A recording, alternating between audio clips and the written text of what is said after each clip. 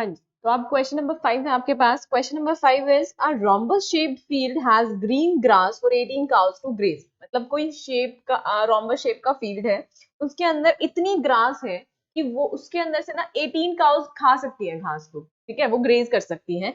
If each side of the rhombus is 30 meter and its longer diagonal is 48 meter, how much area of the grass field which each cow be getting. मतलब कि इसने बोला कि अगर उसके पास इतना measurement है, हमें गिवन है सारे का सारा, कि कहा गया है कि कितना एरिया अवेलेबल होगा for one cow to graze. एक गाय जो है या वन काउ कितना एरिया ग्रेज कर लेगी so that 18 cows complete graze कर लेंगी, ठीक है। तो इसका मतलब क्या हो गया, अगर हम टोटल एरिया को डिवाइड कर दें किससे, 18 से, नंबर ऑफ द काउ से, तो मुझे मिल जाएगा रिक्वायर्ड आंसर की क्या है, वन काउ के लिए कितना एरिया अवेलेबल होगा। तो बेसिकली निकालना क्या है, निकालना तो एरिया ही है ना। तो रोम्बस होता क्या है practically, it is a rhombus is a quadrilateral. अब आप में से कुछ बच्चे बोलेंगे कि मैम रोम्बस का एरिया तो हमारे पास आता है, बट उस एरिया के लिए बच्चे क्या, ये तो क्वेश्चन नंबर 5 है, उस एरिया को फाइंड करने के लिए आपके पास क्या डायगोनल का मेजरमेंट होना जरूरी है। थिंक अबाउट इट, ठीक है। जो एरिया है, जो डायरेक्ट आप एरिया निकालते हो, उसके अंदर जो चीजें आपको रिक्वायर्ड हैं, क्या वो आपके पास है ना। वो आपके पास शायद नहीं है इस क्वेश्चन के अकॉर्डिंग अगर हम देखें तो इसीलिए हम यहाँ पर क्या यूज कर रहे हैं, हेरोन्स फॉर्मूला यूज कर रहे हैं। और हेरोन्स फॉर्मूला मतलब एरिया ऑफ द ट्राइंगल के लिए, एरिया ऑफ द ट्राइंगल। अब जो डायगोनल है वो रोम्बस को 2 ट्राइंगल्स में डिवाइड करता है, तो इसका मतलब दोनों ट्राइंगल्स का एरिया अगर निकाल लिया जाए और उसे ऐड कर दिया जाए तो required area of the rhombus आ जाएगा। लेकिन one more thing to be noticed here, क्या कि सारी की सारी साइड्स जो रोम्बस की इक्वल होती है, और वो मुझे गिवन है कितना है, 30 मीटर है, and diagonal is also given that is 48 meter. ये जो लॉन्गर डायगोनल है वो 48 मीटर का है, ठीक है। अब देखिए इस डायगोनल की हेल्प से जो दो ट्राइंगल बन गई हैं, पर दोनों ट्राइंगल का मेजरमेंट तो सेम ही है, that is if I take A B C, तो इसका मेजरमेंट क्या है, 30 30 48। अगर मैं लूं ए डी सी तो क्या मेजरमेंट है, 30 30 48। यानी कि अगर हम ट्राइंगल ए बी सी निकाल लें एरिया, उसको 2 से मल्टीप्लाई कर दें तो रिक्वायर्ड एरिया आ जाएगा। क्यों बार बार सेम सेम चीजें करनी, है ना। तो बस फिर एक बार निकालिए आप एरिया और उसको क्या कर दो, 2 से मल्टीप्लाई कर दो, you will get the whole area of the quadrilateral और रोम्बस एबीसीडी, ठीक है। तो इसके लिए आप क्या करेंगे, आप लिखेंगे कि the sides of triangle A B C are, क्या है sides, 30 meter 30 meter and 48 meter, ठीक है। Now I will write down semi perimeter, यहाँ पे डायरेक्ट ही लिख रही हूँ मैं सेमी पेरीमीटर, नॉट दैट जो हम पहले कर रहे थे कि पहले पेरीमीटर निकाला फिर एस निकाला, डायरेक्ट कर लेते semi perimeter. So semi perimeter is equals to 30 plus 30 plus 48 divided by 2. Semi perimeter is perimeter divided by 2. So 30 plus 30 is 60 plus 48 is equals to 108 divided by 2. And perimeter जो है semi perimeter it comes out to be 54 meter. ठीक है, ये मेरे पास कितना आ गया 54 metre. लेकिन अभी तो हमें एरिया निकालना है भाई, ठीक है। सो निकाल लेते हैं एरिया, हम लिखेंगे क्या, using Heron's formula,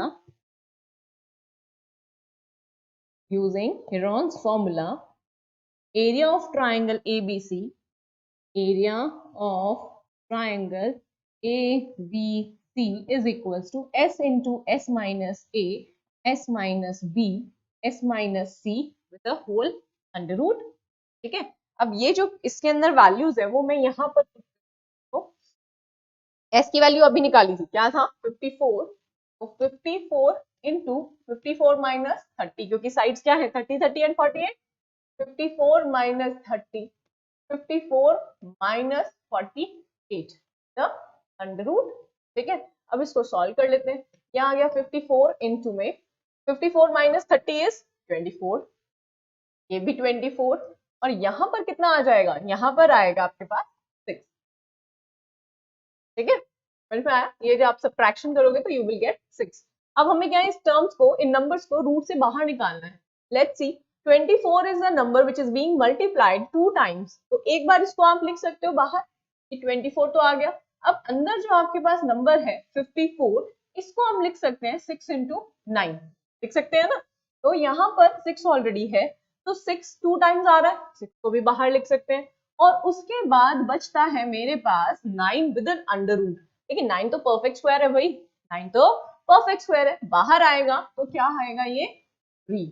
and now answer क्या आएगा 24 into 6 into 3। ठीक है, समझ में आया। और इसको आपने सॉल्व किया तो you will get 432 meter square. That means इतना सा जो एरिया है, जो ट्रायंगुलर रीजन है इस रोम्बस का ए बी सी, ये ऑक्यूपाई करता है 432 मीटर स्क्वायर। बट मुझे तो जरूरत है पूरे एरिया की, है ना। So now you will say कि now area of the rhombus A B C D, area of rhombus A B C D is equals to 2 into क्या, area of A B C. ठीक है, 2 into में 2 कितना हो गया 432, 432 विच is equals to कितना 864 meter square. That means rhombus का जो एरिया है वो अब मेरे पास आ गया कितना 864 मीटर स्क्वायर। ठीक है, समझ में आया इतना। लेकिन यहां तक मेरा क्या है, क्वेश्चन खत्म नहीं होता है। यहाँ पर क्वेश्चन खत्म नहीं होता। यहाँ पर अब मुझे क्या चाहिए, मुझे तो चाहिए कि वन काउ कितना एरिया ग्रेज कर सकती है। ठीक है, वन काउ कितना एरिया ग्रेज कर सकती है। नाउ लेट्स सी, देखते हैं। हम कहेंगे क्या, एरिया अवेलेबल या available area for, available area for one cow to graze. ठीक है, which is equals to area of rhombus, area of quadrilateral rhombus A B C D, A R भी लिख सकते हो आप। ठीक है, और एरिया ऑफ, यहाँ पर आप लिख सकते हो एरिया। ठीक है, ये आपको जानते हो ना, हमने इस तरीके की नोटेशंस क्या है यूज की थी। एरिया ब्रैकेट में A B C D divided by the number of the cows, number of cows. ठीक है, तो which is equals to 864 divided by 864 divided by 18, divide करेंगे तो हमें मिलता है क्या 48 मीटर स्क्वायर। दैट मीन्स कि एक काउ जो है वो 48 मीटर स्क्वायर का एरिया ग्रेज कर लेगी, सो दैट 18 काउज टुगेदर इस पूरे फील्ड को ग्रेज कर सकते हैं। समझ में आया। ठीक है, सो ये था हमारा क्वेश्चन जिसके अंदर हमें निकालना था क्या, कि एक काउ कितना एरिया ग्रेज कर सकती है, तो वो हमने निकाल दिया है। ठीक है, आई होप क्लियर हो गया है, आपको समझ में आया है, तो बहुत अच्छी बात है। अब हम करते हैं next question. Now question number 6, question number 6 है, an umbrella is made by stitching 10 triangular pieces of the cloth of 2 different colours. यानी कि ट्रायंगल है एक, मतलब अम्ब्रेला है, उसमें ट्रायंगुलर पीसेस जोड़ करके वो अम्ब्रेला बना है, और ऐसे 10 ट्रायंगुलर पीसेस लगे हैं, बट डिफरेंट कलर्स के। डिफरेंट कितने, 2 कलर्स के हैं, यानी ऑल्टरनेट शेड्स का है। मान लीजिए ब्लैक एंड ब्लू या फिर व्हाइट एंड ब्लू, जैसे आपको फिगर में भी दिख रहा है व्हाइट एंड ब्लू करके लगा हुआ है, तो हो सकता है व्हाइट एंड ब्लू है या फिर कुछ और शेड्स है। तो पहले व्हाइट फिर ब्लू फिर व्हाइट फिर ब्लू, इस तरीके से आपके पास ट्रायंगुलर पीसेस को ज्वाइन कर करके अम्ब्रेला बना हुआ है। ठीक है, पूछा क्या है हमें कि ईच पीस मेजरिंग, मतलब हर एक पीस जो कि ट्रायंगुलर मेजरमेंट का है, ट्रायंगल शेप का है, उसका हमें मेजरमेंट बताया है 20, 50 एंड 50 सेंटीमीटर। फिगर में भी आपको दिख रहा होगा। How much cloth of each colour is required for the umbrella. मतलब पूछा है कि हर कलर का कितना कपड़ा रिक्वायर्ड है, क्लॉथ रिक्वायर्ड है to make such kind of umbrellas या अम्ब्रेला। ठीक है, अभी तो सिर्फ एक ही अम्ब्रेला पूछा हुआ है कि ऐसे जो बनाना है मुझे, अम्ब्रेला बनाना है, तो इसके लिए मुझे दोनों तरह के, जो दोनों कलर्स के जो कपड़े हैं, क्लॉथ है, वो कितना लेना पड़े। तो बस वही है, एरिया ही तो पूछा है हमसे, है ना। तो अगर हमें ये पूछा है कि कितना हमें कपड़ा लगेगा, how much cloth is required, तो दैट मीन्स एरिया पूछा हुआ है, एरिया इज बीइंग आस्क्ड। समझ में आया। तो हम क्या करते हैं, एक टाइप का जो है एरिया निकाल लेते हैं। हमें सबसे पहले पता होना चाहिए कि 10 पीसेज हैं, तो 2 कलर्स लग रहे हैं, इसका मतलब 5 जो ट्रायंगुलर पीसेज है वो एक शेड के हैं, 5 ट्रायंगुलर पीसेज एक शेड के हैं। तो इसका मतलब जो 5 ट्रायंगुलर पीसेज हैं उनमें से एक ट्रायंगुलर पीस का क्या निकाल लो, आप एरिया निकाल लो और उसको 5 से मल्टीप्लाई कर दो, सिंपल आ जाएगा हमारे पास एरिया। ठीक है, और ये तो करना है, करते हैं। तो देखो यहाँ पर हम क्या कहेंगे, हम यहाँ पर निकालेंगे कि पेरीमीटर जो है, since the shape is of triangle, ठीक है, तो हम हीरोन्स फॉर्मूला की हेल्प से इसको करेंगे। यहाँ पर question number 6 is it, yes, this question number 6 है। ठीक है, तो यहाँ पर हम कहेंगे कि since each piece in the shape of triangle, since each piece is in the form is in form of triangle, form of triangle, so we will use Heron's formula, Heron's formula, या we can use भी आ सकता है, ठीक है। so now you will write कि for one piece लोग Heron's formula use करेंगे, लेकिन उसके लिए तो मुझे सेमी पैरामीटर भी चाहिए, ठीक है। तो हम निकालेंगे कि हम लोग यूज कर रहे हैं Heron's formula, and so semi parameter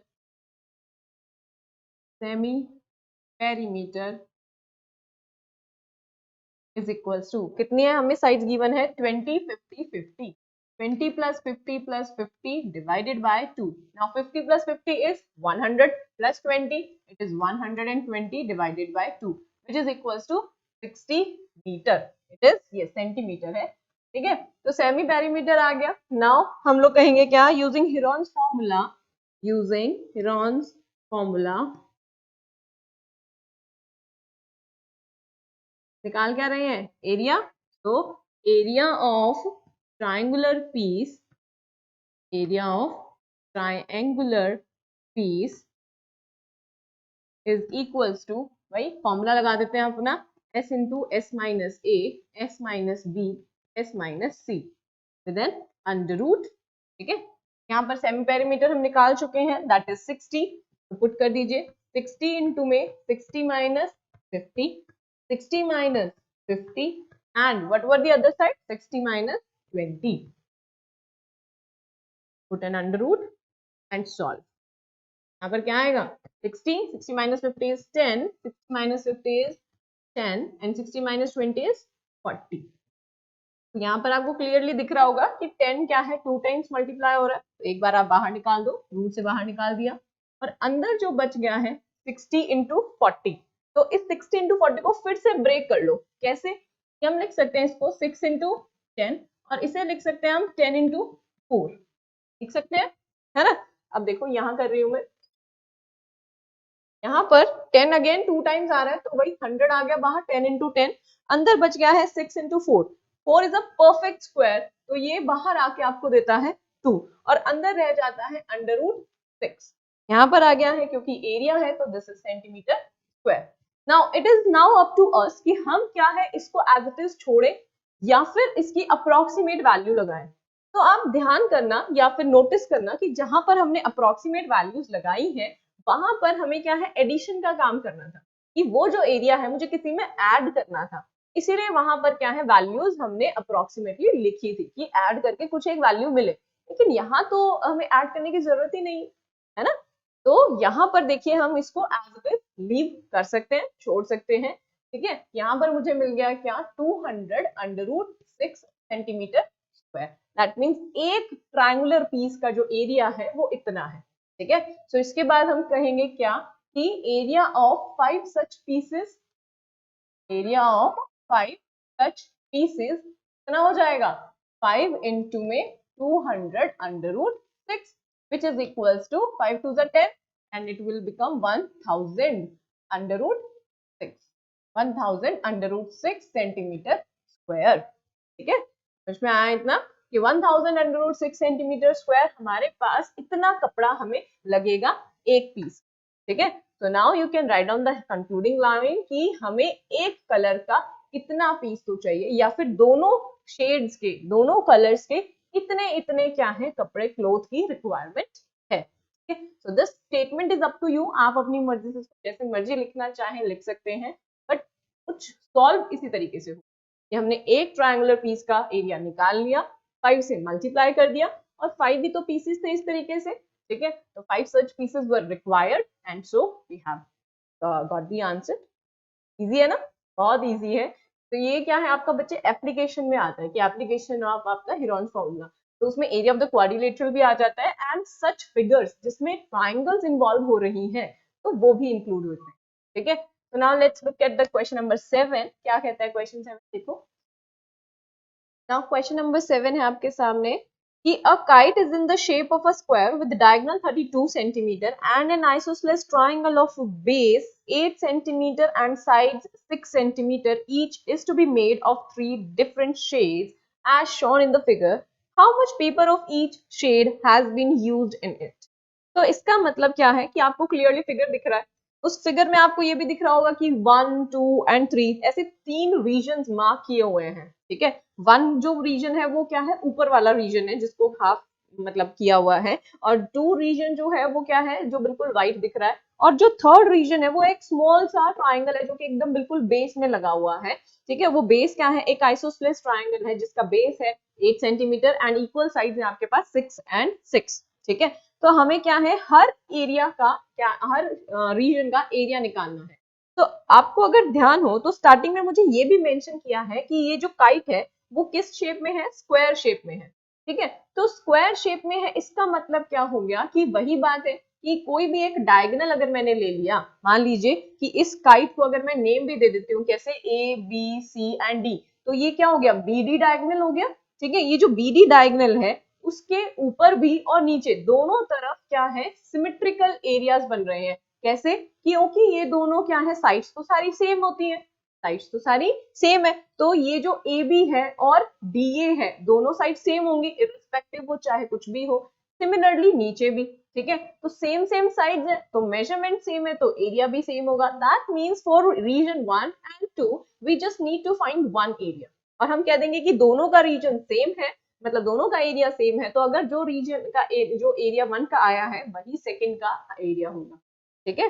तो यहाँ पर हमने जो बेसिकली फाइंड आउट करने हैं वो 2 ही फाइंड आउट करने, that is region area of first part and area of third part, ठीक है। तो इसको कैलकुलेट करते हैं, देखो क्वेश्चन नंबर 7, ठीक है। हम सबसे पहले क्या कहेंगे कि since the diagonals bisect each other, या फिर मैं आपके लिए रफ फिगर बना देती हूँ इधर, देखिए ये आपके पास क्या है, कुछ इस तरीके से फिगर बना हुआ है, आपको दिख भी रहा होगा इसके ऊपर ही जस्ट, ठीक है, कुछ इस तरीके से ये बन गया है। इसको मैं कुछ शेप अलग सा बन गया, कोई बात नहीं, A B C and D, ठीक है, इसे भी नाम दे देते हैं हम ई सी ई एफ, ठीक है। और ये मैंने डायगोनल्स बना दिए हैं यहाँ पर, ठीक है। नाउ इसे मैंने नेम दे दिया है ओ, नाउ अब हम लिखेंगे क्या कि since diagonals of since diagonals of a square bisect each other, bisect each other, okay, bisect each other, so OA is equals to 32 divided by 2 which is equals to 16, 32 centimetre का है ना हमारे पास, given है हमें कि kite in the shape of square with diagonal 32, तो ये हमारे पास कितना हो गया, 16 हो गया, राइट। समझ में आया आपको। अब हमें पूछा है कि अब हमें पूछा है कि इसका एरिया क्या होगा, ठीक है। अब एक बात बताइए कि ये जो है ट्राइंगल ए बी डी, इसके अंदर जो एंगल ए है वो 90 डिग्री है, क्यों, because ABCD is a square, तो सारे के सारे वर्टेक्स एंगल तो 90 डिग्री के हो गए, ठीक है।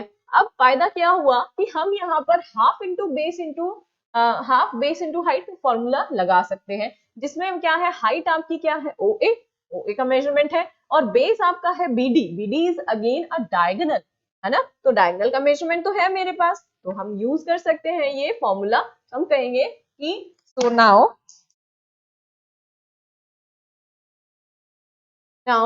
now area of triangle ABD is equals to किसके बराबर हो गया, half into base into height के बराबर, which is equals to half into 3 into में 32, ठीक है। इसको भी मैंने कैंसिल कर दिया, तो 16 इंटू 16 ये मुझे बहुत अच्छे से पता है, दैट इज 256 सेंटीमीटर स्क्वायर, ठीक है।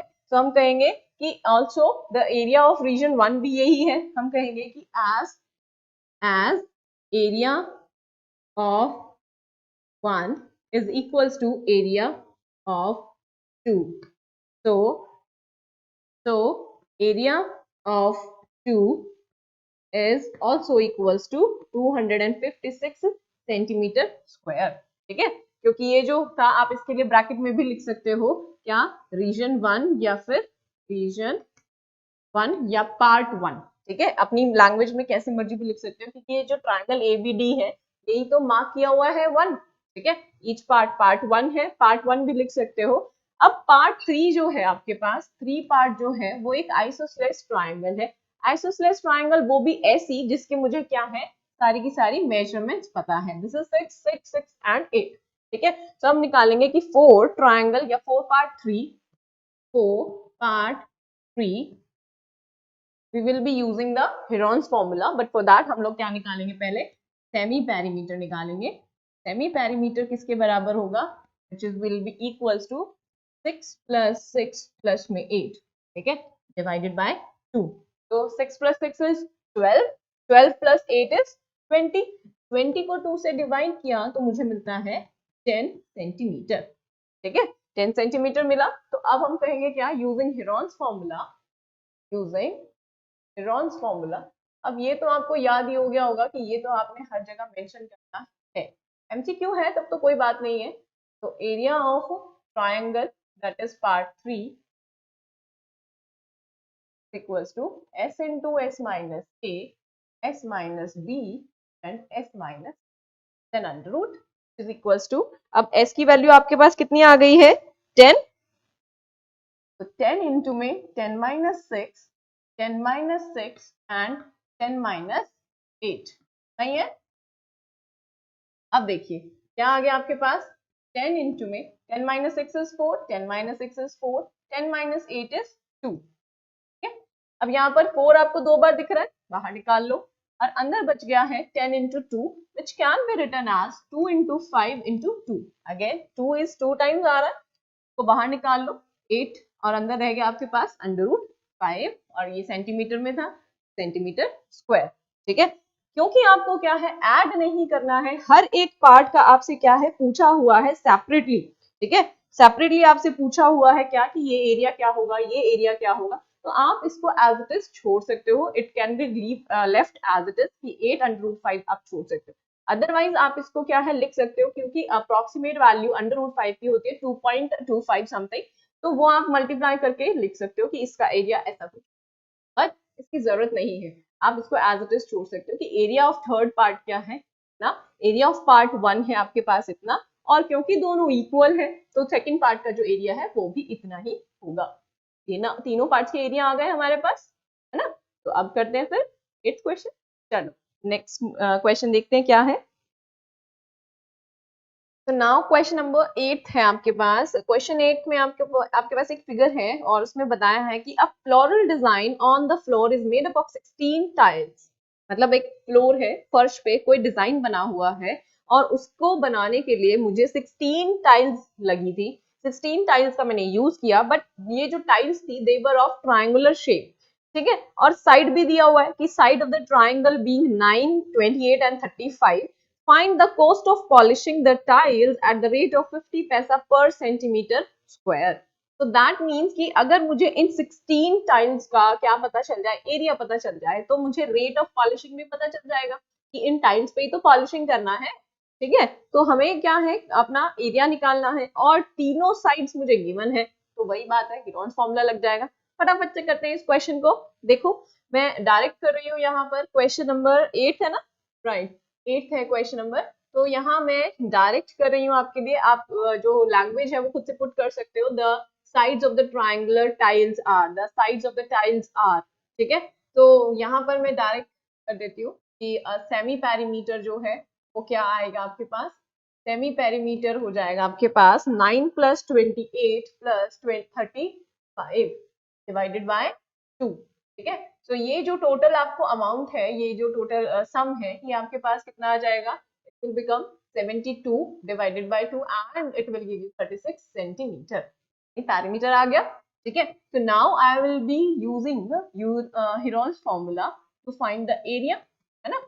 एक टाइल का अगर मुझे एरिया पता चल जाए तो बाकी सारे को भी पता चल जाएगा, क्योंकि सारी की सारी टाइल्स तो कैसी थी, सिमिलर थी, है ना। तो using Heron's formula, area of one tile is equals to s into s minus a, s minus b and s minus c with the under root। तो वैल्यूज पुट कर देते हैं, क्या आएगा 36 into 36 minus क्या 9, 6 minus 28 and 36 minus 35 then under root. ठीक है, सो जैसे ही आपने क्या किया, आपने इसको माइनस किया या सॉल्व किया तो आपके पास आ जाएगा 36 माइनस 9 कितना आ जाएगा 27। 9 माइनस किया तो 27, 36 में से 28 माइनस किया, 28 ही है ना, 28 माइनस किया तो मुझे मिलता है कितना 27, या नहीं 28 माइनस किया तो मुझे मिलता है 8। ठीक है, 8 8 16 and 2 1 3, 36 minus 35 is 1। Good, done. अब मुझे क्या मिलता है 36, 27 एंड 8, इनको मुझे क्या लेकर आना है, अंडर रूट से बाहर लेकर आना है। 36 क्योंकि क्या है, परफेक्ट स्क्वायर है, बाहर आ जाएगा कितना 6। अब इसको हम लिख सकते हैं 4 इंटू 2, और इसको क्या लिख सकते हैं, इसको लिख सकते हैं 9 इंटू 3, सॉरी मैंने ये यूज किया, बट 9 इंटू 3, और इसको लिख सकते हैं 4 इंटू 2। ठीक है, सो 9 बाहर आएगा तो कितना देगा मुझे 6 पे 3, 4 बाहर आएगा तो मुझे मिलता है 2, और अंदर मेरे पास रह जाता है कितना अंडर रूट 6। ठीक है, क्या रह जाता है अंडर रूट 6। तो इसको मल्टीप्लाई किया कितना आया 6 3 जा 18 एंड 18 2 जा 32, 18 2 जा 36 सॉरी, तो ये आपके पास है सेंटीमीटर स्क्वायर। सो ये मुझे मिलता है 36 इंटू में 6 सेंटीमीटर स्क्वायर। ठीक है, 36 इंटू में अंडर रूट 6 सेंटीमीटर स्क्वायर। अब देखिए, अगर मेरे पास क्या है सिर्फ एरिया की बात की जाती तो मैं इस क्वेश्चन को यहाँ छोड़ देती, छोड़ भी सकते थे, लेकिन अब यहाँ पर मुझसे क्या है कोस्ट पूछा हुआ है, एंड कोस्ट तो क्या होता है ना बेटा कि अंडर रूट में हम नहीं छोड़ते। ठीक है, तो उसके लिए क्या है मुझे यहाँ पर अब फिर से क्या है अपना अप्रोक्सीमेशन लगाना पड़ेगा, और अप्रोक्सीमेट वैल्यू अंडर रूट 6 के लिए हम यूज करते हैं क्या 2.45, 36 इंटू में 2.45। ठीक है, ये वैल्यू हम यूज करते हैं। तो जब आप इसको सॉल्व करोगे so you will gate 88.2 centimetre square. आपको मिलेगा क्या 88.2 centimetre square. That means area of one tile जो है वो कितना है 88.2 सेंटीमीटर स्क्वायर। बट पॉलिशिंग तो एक टाइल पे नहीं होगा, पॉलिशिंग तो 16 टाइल्स पे होगा, तो मुझे 16 टाइल्स का एरिया चाहिए। यहाँ हम करते हैं क्या, तो सिमिलरली या नाउ कुछ भी लिख सकते हैं, this implies area of 16 tiles equals to 16 into में 88.2, 16 into 88.2 आपको मिलता है 1411.2 centimeter square, and that to approx, do not forget to write approx, क्योंकि हमने क्या है यहाँ पर वैल्यू यूज किया है ना, तो ये जो एरिया है वो मुझे मिलता है ना अप्रोक्सीमेटली 1411.2 सेंटीमीटर स्क्वायर। क्लियर। अब इतने पे तो क्वेश्चन खत्म नहीं होता, हमें तो कॉस्ट ऑफ पॉलिशिंग निकालना है, एंड कॉस्ट ऑफ पॉलिशिंग मुझे दिया हुआ है कि cost of polishing the tiles at the rate of 50 paisa per centimeter square. That means we will now write cost of polishing at 1 centimeter square, या cost of polishing for 1 centimeter square। 1 centimeter square यहाँ पर आप कोई भी preposition लगा सकते हो, 1 centimeter square के लिए आप कहेंगे 50 paisa. 50 paisa is how many rupees, 0.5 rupees. ठीक है, 0.5 रुपीज है। तो cost of polishing at 1411.2 centimeter square मुझे मिलता है कितना 0.5 इंटू में 1411.2, 0.5। तो ये आपको एज एन टोटल वैल्यू मिलती है 705.6, यानी कि 705 रुपीज एंड 60 पैसा। तो ये आपके पास टोटल कॉस्ट आ जाती है, जो कि मुझसे पूछा गया था कि कॉस्ट ऑफ पॉलिशिंग कितना होगा। लेकिन अगर सिर्फ एरिया ही पूछा जाता तो ये क्वेश्चन यहाँ पर खत्म हो जाता। यहाँ पर भी आप चाहो तो लिख सकते हो ब्रैकेट में कि अप्रोक्सीमेट वैल्यू है ये, क्योंकि मेरे पास एरिया अप्रोक्सीमेशन में आया है। ठीक है, समझ में आया। So this was your question number 8, and I think बहुत इजीली आपको समझ में भी आ गया है, क्लियर हो गया है कि किस तरीके से हम क्या हीरोन्स फॉर्मूला की एप्लीकेशंस को यूज कर सकते हैं, या हीरोन्स फॉर्मूला किस तरीके से हमारे पास एरिया ऑफ द क्वाड्रिलेटरल्स में यूज होता है, या फिर किस तरीके से क्या है इन ट्रायंगल से रिलेटेड शेप्स जो हैं या कोई फिगर्स हैं जो कि कंबाइन करके बनाई जा सकती हैं उनमें यूज होता है। ठीक है। So basically Heron's formula is focused on that part only जहां पर मुझे क्या है ट्राइंगल की तीनों साइड्स के बारे में पता है। समझ में आया? बहुत अच्छे।